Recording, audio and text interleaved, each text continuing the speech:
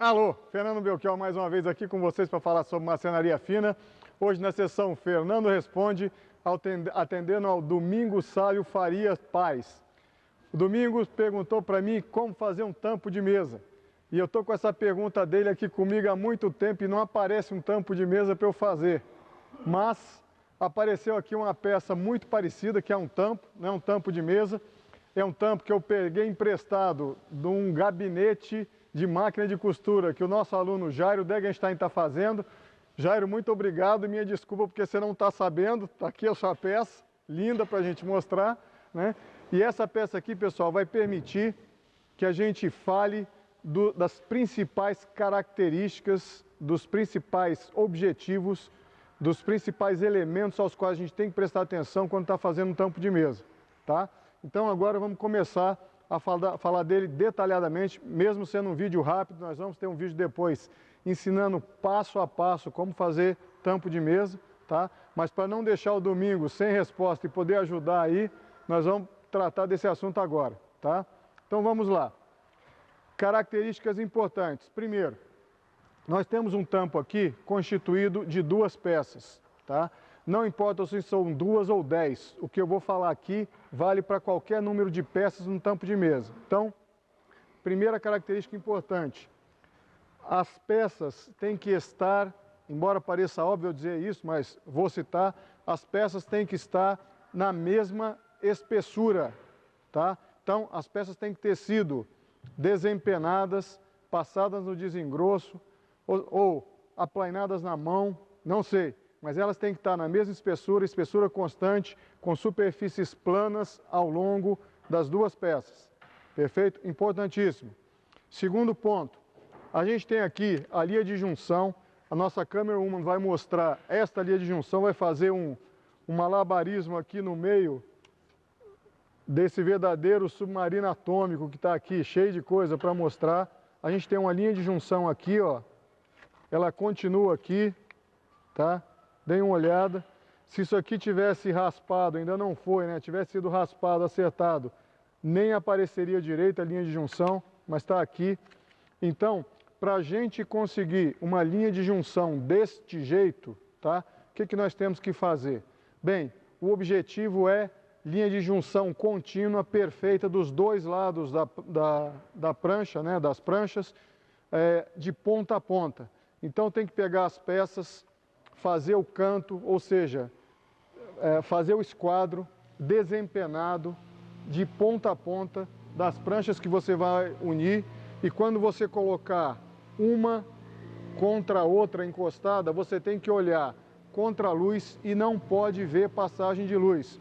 Se estiver passando luz e você fizer a colagem assim, você está facilitando o aparecimento de problema, tá? Então, não pode passar a luz de ponta a ponta.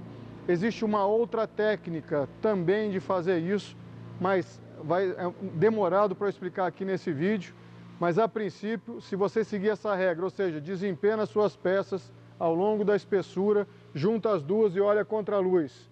Não tem passagem de luz? Tá beleza, tá? E isso é fundamental para você ter uma boa colagem. Por falar em colagem, como é que a gente une as peças?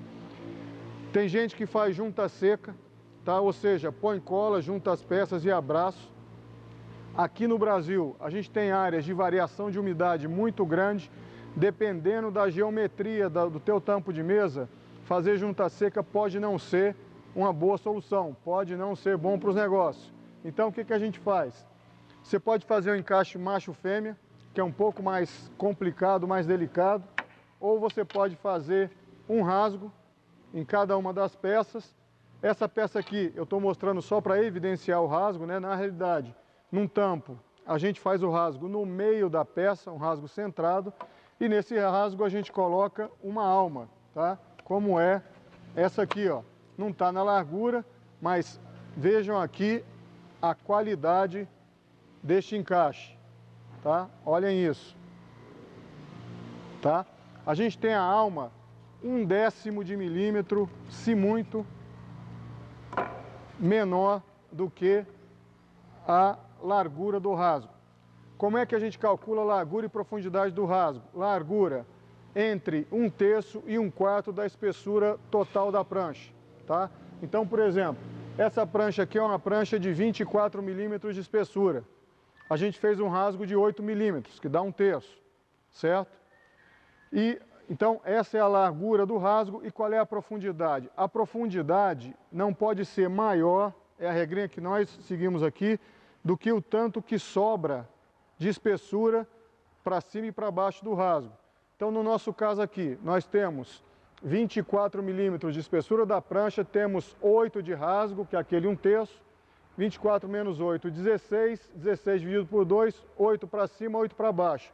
Então, a gente não faz uma profundidade maior do que 8 milímetros. Então, 8 milímetros de profundidade de um lado, 8 do outro, daria uma alma de 16 milímetros. A gente faz com 15. A gente deixa 1 milímetro de folga para acomodar cola, sujeirinha, uma eventual sujeirinha, uma eventual variação dimensional da peça, né, porque a madeira trabalha. Então a gente deixa esse 1 milímetro de folga, ok? Muito bem. A gente faz o rasgo interrompido, ou seja, de ponta a ponta, mas a gente para antes de chegar aqui para não aparecer do lado da peça, a menos que você queira mostrar a emenda, ok? Muito bem. O que mais? Na junta, cola de excelente qualidade. No caso aqui, a gente está usando uma Titebond 50. É uma cola em que a gente tem bastante confiança, já fizemos trocentas colagens com ela, não dá problema, tá? Ou não tem dado problema conosco, né? Então, usar uma cola de boa qualidade, tá? Fundamental para fazer uma boa junta. Bem, se tem cola, a gente, ao mesmo tempo que precisa contar com a força dela, a gente precisa se precaver contra a força dela. Vou explicar. Para que você mantenha o tampo plano, tá? Agora e depois, durante a colagem, a gente coloca essas travessas que estão aqui, de um lado e do outro, tá? Então, na hora de fazer a colagem, a gente põe essas travessas, né? Põe os grampos para fazer um alinhamento, faz o aperto com os sargentos e com os grampos, e depois a gente aperta aqui para garantir planicidade. Isso aqui está planinho, tá? Só que se a gente colocou as pranchas, uniu, botou cola, vai sair cola aqui. Nós vamos limpar. Só que na região das travessas, a gente não consegue entrar por baixo da travessa para limpar. Então a gente coloca esse plástico aqui, de um lado e do outro da travessa, para impedir que a travessa colhe no tampo. Porque senão você vai ficar com um tampo de mesa meio esquisito para usar. Vai ser meio complicado você querer jantar com um monte de pedaço de madeira colada aqui em cima. Vai ficar meio ruim, não é bom para os negócios. Então a gente coloca esses plásticos aqui. Por que a colocação dessas travessas com grampos? Para manter a planicidade. Não só porque a madeira trabalha, mas também quando a gente coloca os sargentos, esses grampos aqui fazendo força para juntar as duas peças, você pode ter uma tendência das pranchas fazerem assim ou fazerem assim. Se elas fizerem isso, o tampo não vai ficar plano. Daí as travessas. Ao mesmo tempo, para evitar que essas deformações estejam todas para um lado ou para o outro, a gente coloca grampos e sargentos alternados. Esse está do lado de baixo, esse está do lado de cima, esse está do lado de baixo e assim por diante. Ok? Então, falei das principais características que um tampo tem que ter para a gente fazer uma boa montagem, né? E falta falar de duas apenas. Uma que está mostrada aqui e uma que não está. Quando a gente coloca esses grampos, a gente coloca os grampos de tal forma que as forças que são exercidas estejam cobrindo toda a linha de colagem, tá? O que eu quero dizer com isso? Quando você coloca um grampo assim, um sargento, perdão, você tem força se distribuindo 45 graus para cá, 45 graus para lá. Isso forma um triângulo equilátero. O triângulo formado por um tem que recobrir o triângulo formado por outro, tá? Para ter força ao longo de toda a linha de colagem. Se eu colocasse um grampo numa ponta e um grampo na outra ponta, ou grampo ou sargento, qualquer elemento de fazer força, eu cobriria, por exemplo, até aqui podia ter uma área não comprimida. E eu preciso de compressão ao longo de toda a linha de colagem. Então tem que espaçar esses grampos aqui de maneira adequada, tá? Isso tem um vídeo nosso mostrando como usar grampos e sargentos, explicando como é que é essa questão dos triângulos de força. Dê uma olhadinha aí no nosso canal, tá bom? Outro fator também, aliás, antes do último que eu vou citar, a gente coloca essas travessas no máximo a uns 30, 40 centímetros de distância de uma para outra, para garantir ao máximo essa planicidade durante o processo de colagem, né? E a última característica que não está mostrada nesse tampo e que eu vou citar é a seguinte: madeira é uma coisa tão maravilhosa que até depois de cortada ela continua se mexendo, né? Só que tem horas que a gente quer que ela fique quietinha, né? É o caso de um tampo. Como a gente não quer que um tampo de mesa fique parecendo com a praia de Copacabana, cheia de onda, a gente tem que dar um jeito de dizer para a madeira, ó, fica quieta aí. O que a gente faz? A gente pega a ponta aqui, faz um rebaixo dos dois lados, deixando aqui um encaixe macho, pega uma peça de madeira, faz um rasgo no meio dela, de novo, isso aqui não está no meio, mas no caso seria no meio da peça, e encabeça a peça aqui, faz uma colagem para garantir que nós vamos tentar reduzir ao máximo a vontade da madeira de fazer graça e ficar cheia de onda. Perfeito?